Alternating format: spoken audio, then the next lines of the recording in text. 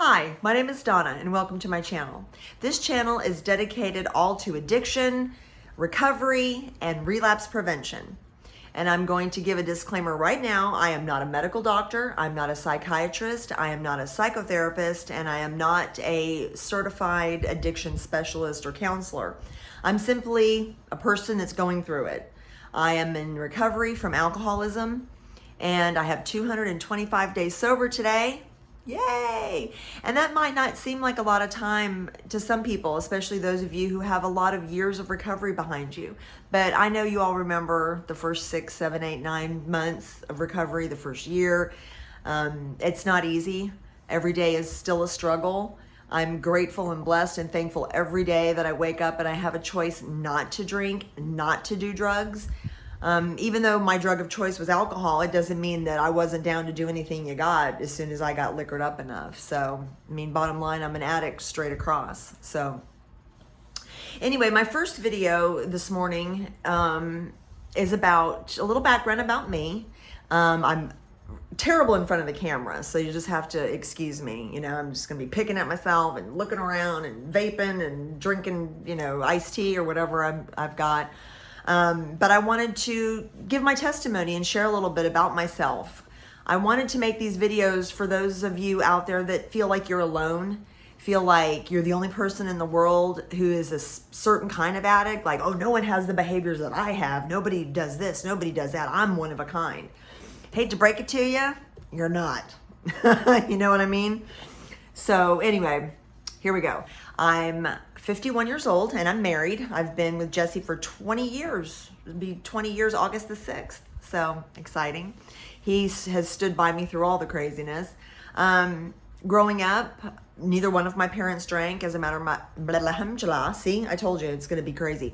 As a matter of fact, my father was an alcoholic and he quit drinking. He was 38 when I was born, so he quit when he was 40, right as I was turning 2. My mom pretty much had given him an ultimatum, either stop drinking or I'm leaving you. And my mother really didn't have a lot of choices. She was a T6 paraplegic from a car wreck, which was caused by my father's drinking.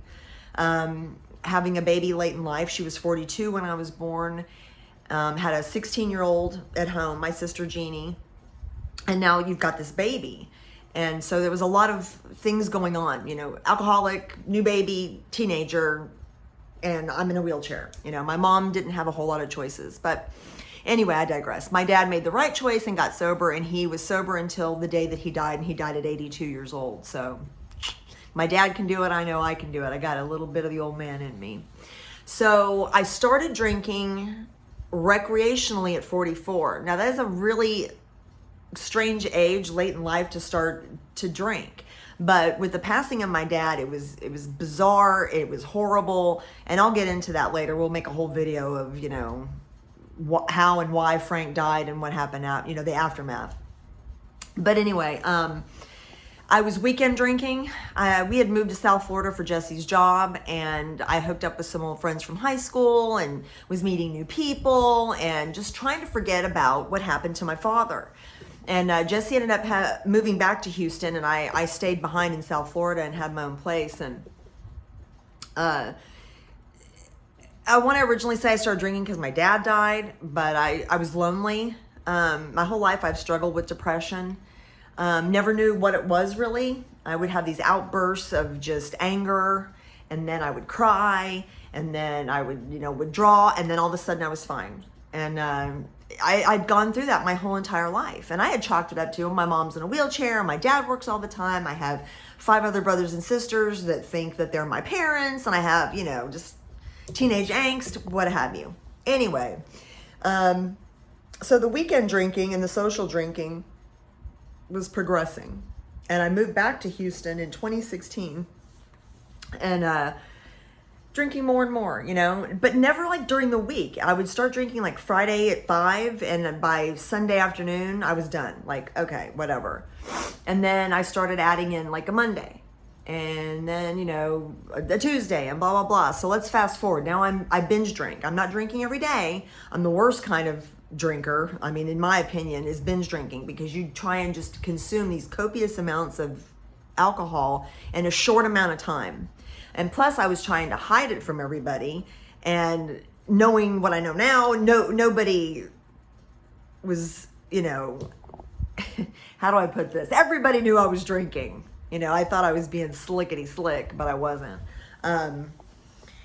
Anyway, I would stop drinking and I would start to go through some withdrawals. Not delirium tremens where I was like really bad, but I would still shake and I'd get nauseous and anxious and I would have these horrible, horrible panic attacks. Well, this put me in and out of mental institutions, rehabs, and my insurance would only pay for detox, not like a residential treatment or anything. So I would do, you know, my 5 days, 7 days, get out, and within a week I'm drinking again. I mean, I can remember Jesse had picked me up from rehab one time and had to go to work, and that afternoon I was at the liquor store. I mean, I don't know who I thought I was kidding, you know. But anyway, it just progressed and progressed and progressed, and in and out of hospitals, and, you know, just insanity. Complete insanity. And I know you know what I'm talking about. Whether it's drugs or alcohol, it's insanity. And I tried to do IOP on my own, which is intensive outpatient, and I blew that off. And, you know, none of it was court appointed. I'd never gotten in trouble with the law over drinking. So I was trying to help myself, but I really didn't know how, you know?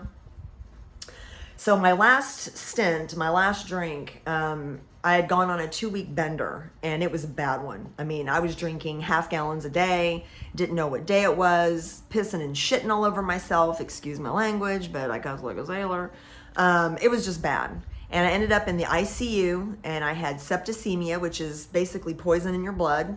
My lungs had pneumonia from me inhaling vodka. I was drinking it so fast, I was going, and my lungs were full of it.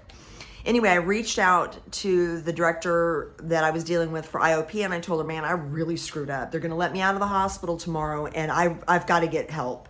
And she said, if you can commit to 30 days, would you go? And I said, absolutely. Without hesitation, I said, absolutely. And I've never been away from my spouse, my children, my animals for long periods of time like that, where it was like I was basically going into what I was considering like jail, which I've been to jail, non-alcohol related stuff, but it wasn't jail. But in my demented, sick, alcoholic, diseased mind, I was going to jail. Anyway, I packed my bags and I headed off for an all-female residential treatment in Freeport, Texas. And I was scared, so scared. I was still going through withdrawals. And, you know, you walk into places like that and you don't know anybody and you just feel out of sorts and you're just feeling sick physically, mentally, spiritually. I mean, you're just broken. When you walk through the doors of rehab, you're broken. I mean, you just feel like a deflated balloon.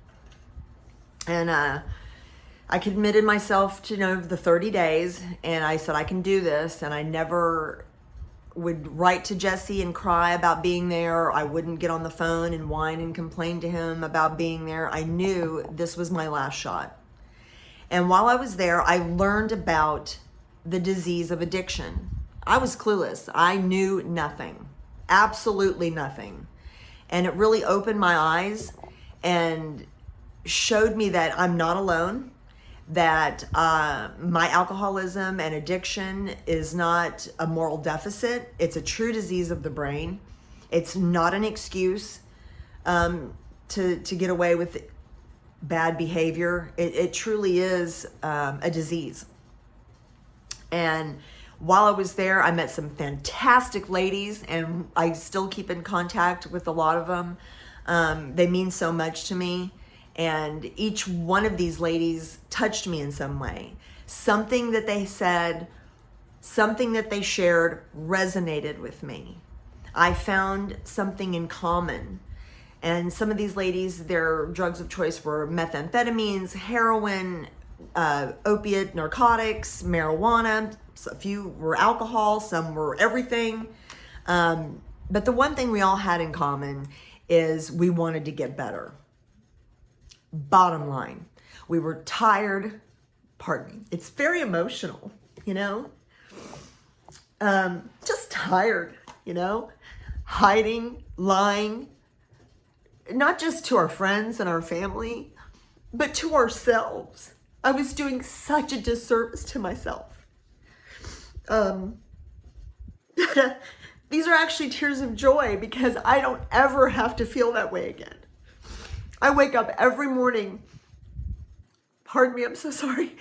I wake up every morning and it's a jubilee. It's a relief to know that I don't have to wait till 10 o'clock to the liquor store opens, or, you know, how am I going to get my next drink, and where am I going to hide it this time, and I got to do this and got to do that. And it was insane. It was a full-time job being a drunk.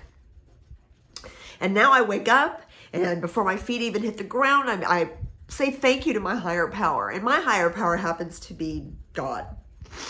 Your higher power can be anything you want, anything that you believe in, and trust. And I realize now that God never left me when I was drinking. I left God. You know, it was the Donna show. It was all about me. It was all about me. And I realized in my sobriety that it's not all about me. I want to help other people. I enjoy helping other people, whether it's just lending an ear or a shoulder to cry on, or, you know, cooking for somebody. And by the way, we'll have to do a whole video about my cooking. Just doing nice things for people and asking nothing in return, not even a thank you. I don't require that. It fills my heart. It keeps me sober. And I think doing these videos and sharing and just getting things off my chest every day and having the vessel, the social media vessel of YouTube to do so, is going to be amazing in my recovery. It's going to help keep me sober. And not everybody's going to agree with what I have to say, and that's okay. That is absolutely okay. That is what makes the world turn. Everybody's got a different opinion. And I welcome questions, comments. You know, just try not to be too mean. You know, you're allowed to express yourself, and it's a free country, but just don't beat me up. Anyway, so this is my first video, and I look forward to making many more and, you know, learning as I go, and, you know, it should be a lot of fun. So I appreciate you checking out my channel. Be sure and to subscribe and get notifications. And I'll try and do a video a day if I can. I think it's excellent and good therapy to do that. Some will be 5 minutes long. Some might be an hour. It just depends on the topic and what's going on. And I hope that some of my girlfriends from residential treatment will come and visit me and do an interview with me, and we'll just talk and about their experiences and what's been going on with them since they left treatment. So anyway, again, I really appreciate you guys tuning in, and have a blessed day. Go out and make good choices and stay sober. Bye.